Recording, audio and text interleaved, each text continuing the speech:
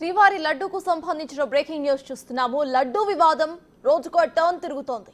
ఈ కేసు తమిళనాడుకు చెందిన ఏఆర్ డైరీ మెడకు చుట్టుకుంది. ఇప్పుడు టీటీడీకి ఆ సంస్థ సరఫరా చేసిన నెయ్యిలో పంది జంతు కొవ్వులు కలిసినట్టుగా ల్యాబ్ రిపోర్ట్స్ లో తేలింది. దీంతో టీటీడీ అధికారులు ఏఆర్ డైరీపై కేసు పెట్టారు.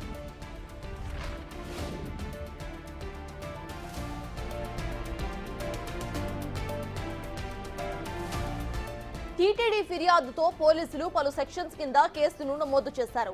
సెక్షన్ 274 ఆహారాన్ని కల్తీ చేయటం, సెక్షన్ 275 కల్తీ ఆహారాన్ని అమ్మటం, సెక్షన్ 318 సబ్ క్లాస్ 3 కల్తీ జరిగిందని తెలిసి ఇతరులను మోసం చేయటం, ఎదుటి వ్యక్తికి నష్టం జరిగేలా చేయటం, సెక్షన్ 299 ఆర్డబ్ల్యూ మతపరమైన మనోభావాలు దెబ్బతీయటం, సెక్షన్ 61 సబ్ క్లాస్ 2 మోసపూరితంగా నేరాన్ని ప్రోత్సహించడంపై కేసులు నమోదు చేశారు.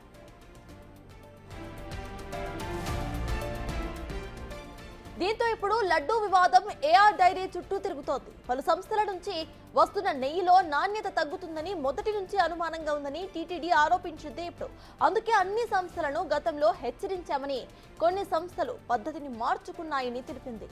కానీ ఏఆర్ డైరీ ఫుడ్స్ లో మాత్రం మార్పు రాలేదని టీటీడీ ఆరోపణ.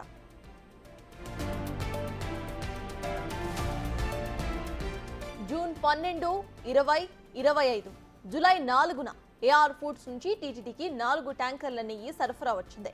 ఆ నెయ్యి నాణ్యతపై అనుమానాలు వచ్చి గట్టిగానే హెచ్చరించామని టీటీడీ చెబుతోంది. ఆ తర్వాత జూలై 6న 2, జూలై 12న 2 ట్యాంకర్ల నెయ్యి వచ్చింది.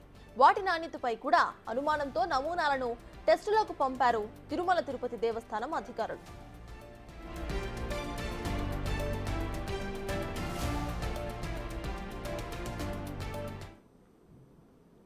ఇక శ్రీవారి లడ్డూ వివాదంలో ఇటు రాజకీయ కోణమే కాకుండా ప్రెసెంట్ ఏఆర్ డైరీకి చుక్కలు కనిపిస్తున్నాయి. ఇదే అంశంపై పూర్తి డీటెయిల్స్ మా ప్రతినిధి దామోదర్ అందిస్తారు. దామోదర్, చెప్పండి, ఏఆర్ డైరీలో థరో ఇన్వెస్టిగేషన్ జరగబోతుంది అని అనుకోవచ్చా?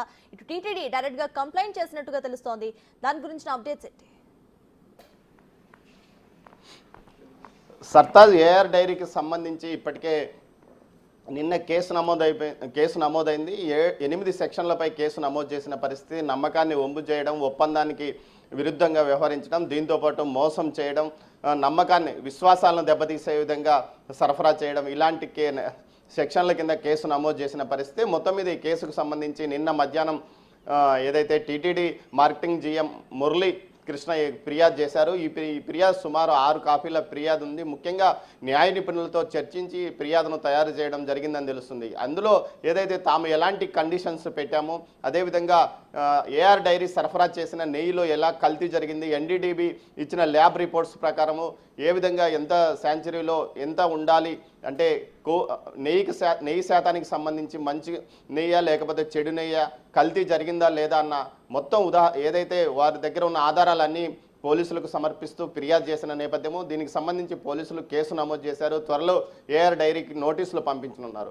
మొత్తం మీద ఈ కేసుకు సంబంధించి ప్రస్తుతానికి ఏఆర్ డైరీ మీద కేసు నమోదు చేసినప్పటికీ త్వరలో ప్రొక్యూర్మెంట్కి సంబంధించి ఏదైతే ప్రొక్యూర్మెంట్ కమిటీ ఏఆర్ డైరీని సందర్శించిందా, లేకపోతే ఏఆర్ డైరీకి ప్రొక్యూర్మెంట్ కమిటీకి ఉన్న సంబంధం ఏమిటి, ఆమోదం ఏ విధంగా తెలిపింది, అసలు ప్రొక్యూర్మెంట్ కమిటీ అటు క్షేత్రస్థాయిలో పరిశీలించి వీరికి నెయ్యిని ఉత్పత్తి చేసే కెపాసిటీ ఉందా లేదా అన్న విషయం మీద కూడా తనిఖీ చేయాలని ఉంది. ముఖ్యంగా సిట్ ఏర్పాటు చేసిన నేపథ్యంలో సిట్ చేయాల్సిన పనుల్లో ముఖ్యంగా ఎఫ్ఐఆర్ నమోదైన తర్వాత దానిని తీసుకెళ్లి ఆ ఎఫ్ఐఆర్ ప్రకారము ఫిర్యాదు ప్రకారమే సిట్ దర్యాప్తు కొనసాగించే అవకాశం ఉంది. ఇందులో భాగంగానే నిన్న ఏదైతే టీటీడీ ఉన్నతాధికారులు సుమారు 2 రోజుల పాటు న్యాయ నిపుణులతోనూ ఉన్నతాధికారులతోనూ చర్చించిన తర్వాతనే నిన్న మధ్యాహ్నం ఫిర్యాదు చేయడం జరిగింది. వెంటనే కేసు కూడా నమోదైన పరిస్థితి. మొత్తం మీద ఈ కేసుకు సంబంధించి ఇటు పోలీసు ఏదైతే రాష్ట్ర ప్రభుత్వం ప్రతిష్టాత్మకంగా తీసుకుని ముందుకు వెళ్తున్న పరిస్థితి. దీంతోపాటు ఈ కేసుకు సంబంధించి ప్రస్తుతం కేవలం ఏఆర్ డైరీ మీద ఉన్న ఈ కేసు మరికొంత మీద నమోదయ్యే అవకాశం ఉందని కూడా చెప్పవచ్చు సర్తాజ్. అయితే ఇందులో భాగంగానే ఏదైతే అనవసరంగా కేసులు నమోదు చేస్తున్నారంటూ ఇటు ఏదైతే ప్రతిపక్షాలు ఆరోపిస్తున్న నేపథ్యంలో అటు ప్రభుత్వం పూర్తిగా పటిష్టంగా ఈ కేసు ద్వారా ముందుకు వెళ్లాలని ప్రయత్నిస్తుంది సర్తాజ్. Right, thank you Damodar.